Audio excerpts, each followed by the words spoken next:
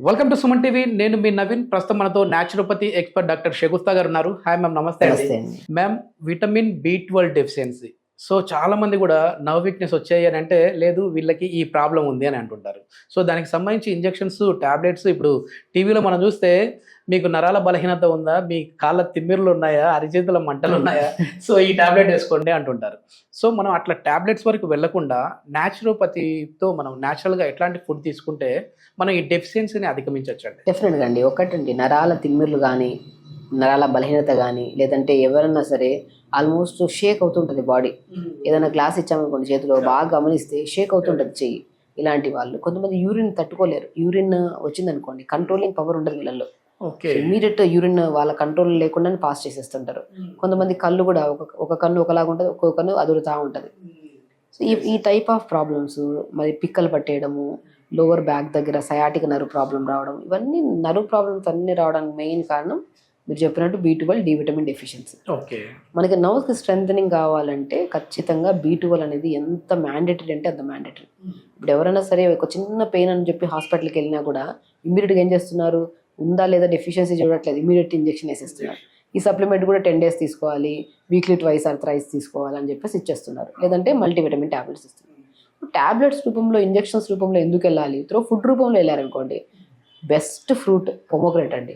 Okay, దానిమ్మకాయ నరాలకి ఎంత strength అంటే, ఏ deficiencies వల్ల అయితే నరాలు స్ట్రెంగ్త్ కోల్పోతున్నాయో ఆ స్ట్రెంగ్త్ని పెంపొందించి నాట్ ఓన్లీ ఒక్క నరాలనే కాదు, ఆర్టరీస్, వెయిన్స్ని కూడా అండ్ బ్లడ్ని ప్యూరిఫై చేసే గుణాన్ని కలిగి ఉంటుంది ఇది దానిమ్మకాయ. ఎందుకంటే ప్రతి ఒక్క ఈవెన్ దో చాలా మంది కొన్ని ఫ్రూట్స్లో కొన్ని డిసీజెస్ తినాలి, కొన్ని డిసీజెస్ తినకూడదు. ఇక్కడ దానిమ్మకాయ ప్రత్యేకత ఏంటంటే, డయాబెటిక్ వాళ్ళు కూడా దానిమ్మకాయ తీసుకోవడం వల్ల డయాబెటిక్ కంట్రోల్ అవుతుంది. ఓకే, అండ్ చాలా వీడియోస్లో చెప్పాను, ఎవరికైనా డయాబెటిక్ ఉందా, డయాబెటిక్ ఉంటే మీరు పొమోగ్రేట్ తినండి, డయాబెటిక్ కంట్రోల్ చేసుకోవచ్చు. మనం అది కూడా ఒక మోతాదు ఉంటుంది. తినమన్నారు కదా అని చెప్పేసి అలా తినకుండా ఒక మోతాదులో తినాలి.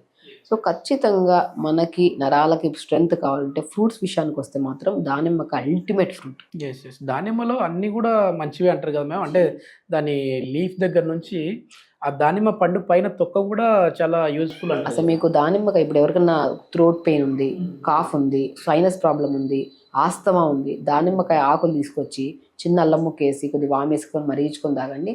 తాగిన 2 సార్లకి మీకు కఫం తగ్గుతుంది, గురక పోతుంది. గురక కూడా అద్భుతంగా పనిచేస్తుంది. గురక కూడా దానిమ్మ ఆకుల్లో ఉన్న గుణం ఏంటంటే, మన బాడీలో యాంటీ ఇన్ఫ్లమేటరీగా పనిచేస్తుంది. మన బాడీలో ఇన్ఫెక్షన్స్ రాకుండా కాపాడుతుంది. అది తీసుకోవడం వల్ల కఫము, కోల్డ్, ఆస్తమా ప్రాబ్లమ్స్ పోవడమే కాకుండా నరాలకు కూడా స్ట్రెంగ్త్ని. మనం ఫ్రూట్ తీసుకుంటే ఎంత బలమో ఆ లీఫ్ని మరిగించుకొని తాగడం వల్ల అంత స్ట్రెంగ్త్ని. అండ్ నేను దానిమ్మ స్కిన్ ఉంటుంది కదా, దాన్ని ఎండబెట్టి పౌడర్ చేసుకొని ఆ పౌడర్ని ఎక్కడన్నా సరే, మన కాళ్ళలో మచ్చలు ఉంటాయి కొంతమందికి, వ్యారికోస్ వెయిన్స్ వచ్చినప్పుడు, లేదంటే కొంతమంది నల్లగా మచ్చలు ఉంటాయి కొంతమందికి, ఆ మచ్చలకు రాసుకోమంటుంటారు.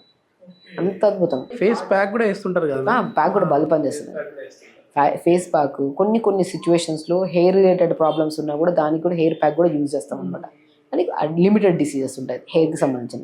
చూసారా, టాప్ టు బాటమ్ దానిమ్మకాయలో అంత అద్భుతమైన రిజల్ట్స్ ఉన్నాయి. అంటాను మనం అన్ని ఇవి తెచ్చుకొని ఉంటున్నాం. దానిమ్మకాయలు మంచిగా తీసుకోండి. కాయల విషయం, ఫ్రూట్స్లో దానిమ్మకాయ నరాలకి అల్టిమేట్ ఫ్రూట్ అండి. డ్రై ఫ్రూట్స్కి వస్తే కొన్ని పంకిన్ సీడ్స్లో B12, D vitamin, iron, magnesium, phosphorus కూడా చాలా ఇంపార్టెంట్. నాట్ ఓన్లీ B12 ఒకటే కాదు, మనకి నరాలకి స్ట్రెంగ్త్ కావాలంటే మెగ్నీషియం కావాలి, ఫాస్ఫరస్ కావాలి, కాల్షియం కావాలి, ఐరన్ కావాలి, అన్నీ కావాలి. అవన్నీ మనకు సంపూర్ణంగా దొరికేది pumpkin seeds, watermelon seeds, sunflower seeds, కొన్ని పూల్ మఖానా అద్భుతంగా పనిచేస్తాయి నరాల స్ట్రెంగ్త్ని. ఈ 4టిని ఫ్రై చేసుకొని పెట్టుకొని ప్రతిరోజు బ్రేక్ఫాస్ట్ అయిన తర్వాత ఒక 100 grams తినండి. పొద్దున ఒకసారి 50 grams, సాయంత్రం ఒక 50 grams. ఎంత అద్భుతంగా పనిచేస్తాయి. మరి అంటే ఇది బాడీని హీట్ చేసే గుణం కూడా ఉంటుందని విన్నాను. అట్లాంటి వాళ్ళు, అంటే ఎక్కువ హీట్ బాడీ ఉన్న వాళ్ళు కూడా తినచ్చు? లేదండి, అలా అసలు pumpkin, water melon, sunflower seeds కాంబినేషన్లో ఎప్పుడైతే తీసుకుంటే వాళ్ళకి హీట్ అవ్వదు, హీట్ తగ్గుతుందా? సో మనకు ఒకవేళ పంకిన్ సీడ్స్లో కొన్ని కేసెస్లో, ఒక 5-10% కేసెస్లో, 100 మందిలో 1% ఉంటే పూల్ మఖానా యాడ్ చేశాం కదా, పూల్ మఖానా బాడీని కూల్ చేస్తుంది. ఆ కాంబినేషన్స్ చాలా ఇంపార్టెంట్. ఏదైనా సరే డ్రై ఫ్రూట్ ఇది ఒకటే కాదు, ఆల్మండ్స్ హెవీగా తీసుకున్నా, వాల్నట్స్ హెవీగా తీసుకున్నా, ఏ డ్రై ఫ్రూట్స్ తీసుకున్నా కూడా ఖచ్చితంగా ఓవర్ హీట్ అవుతుంది. అది కూడా ఒక లిమిట్లో తీసుకుంటే అవ్వదు, లిమిట్ క్రాస్ అయి తీసుకుంటే ఎక్కువ అవుతుంది.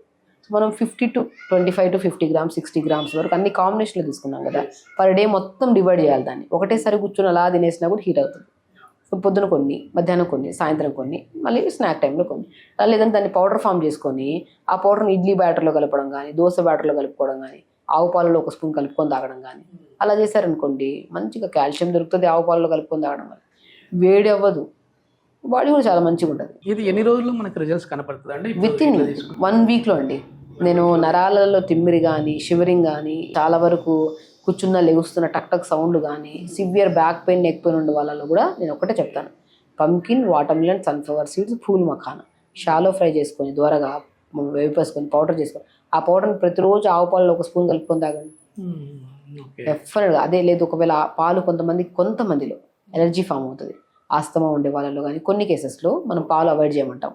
ఆ టైంలో దాంట్లో పాలల్లో బదులు దీన్ని మనం మజ్జిగలో కలుపుకొని తాగడం కానీ, లేదంటే ఇంకా బెస్ట్ థింగ్ ఇడ్లీలు చేసుకుంటా అంటాం, చపాతీలు చేస్తాం, దాంట్లో వేసేసుకొని కలుపుకోసుకొని తీసుకోవాలి. ఏదో రకంగా తీసుకోవాలి. బాడీ తత్వాన్ని బట్టి కొంచెం మీరు ట్రీట్మెంట్ కూడా డిఫరెంట్ ఉంటుంది. ఇప్పుడు ఓవర్ హీట్ ఉందనుకోండి, వాళ్ళకి పాలలో కలుపుకొని తాగమని చెప్పాం, మజ్జిగలో కలుపుకొని తాగమంటాం. లేదు కొంతమంది కాన్స్టిపేషన్ ప్రాబ్లం ఉందనుకోండి, చపాతీలు చేసుకోవద్దంటాం. చపాతీలు చేసుకుంటే ఇంకా గట్టిగా అయిపోతుంది మోషన్. సో కాబట్టి మనం ఇలాంటి లిక్విడ్ జావలో కానీ తీసుకుంటాం. ఒక్కొక్క బాడీ ఒక్కొక్క తత్వాన్ని కలిగి ఉంటుంది. అందరికీ నరాలలో బలహీనత ఉంటుంది. ఖచ్చితంగా ఈ రెమెడీ అనేది 100% పనిచేస్తుంది. వాళ్ళ బాడీ తత్వం ఎలాంటిదో చూసుకోవాలి ఫస్ట్. అందుకని ఒకసారి డాక్టర్ని కలవండి అంటుంటాం, తత్వం తెలుసుకోవడానికి అంతే. నాడి చూసి వీళ్ళ బాడీ వాతం ఉందా, పిత్తం ఉందా, కఫం ఉందా, సో వీళ్ళకి ఏ టైప్ ఆఫ్ ఫుడ్ సెట్ అవుతుంది.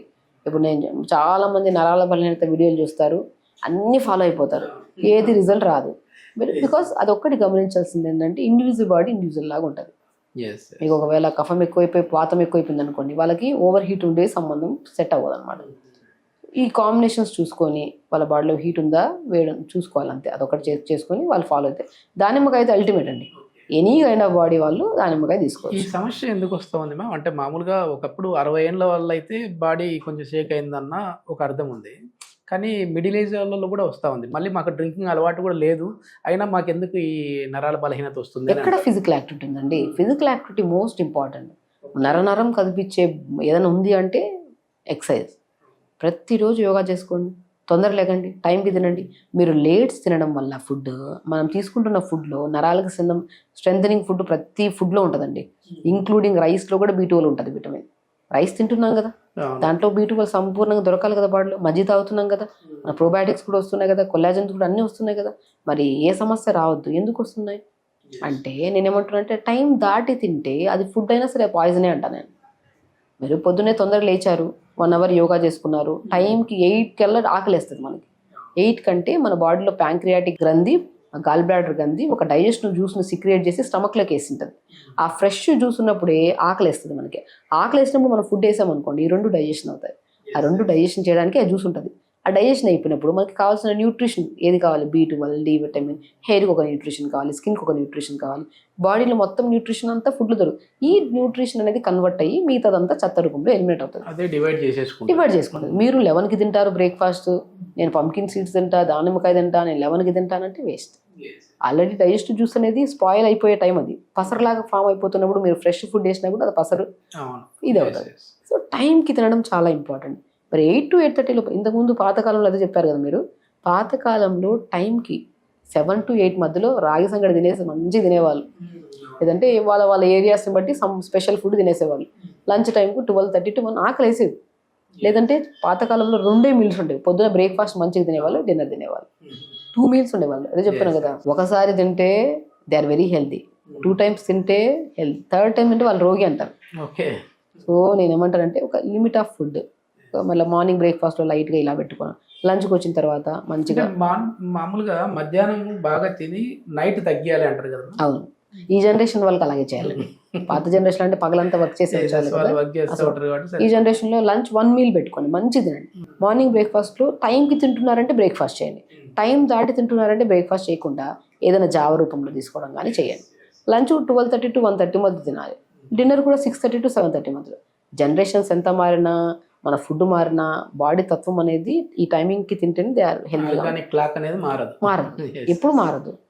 టైంకి తినండి. వెదర్ మన ఇప్పుడు జనరేషన్ మారింది అని చెప్పేసి సాయంత్రం వచ్చి పొద్దున అవ్వడం, పొద్దున వచ్చి సాయంత్రం అంటే అవ్వట్లేదు. వెదర్ ఎలా ఉందో శరీర తత్వం కూడా అలాగే కలిగి ఉంది.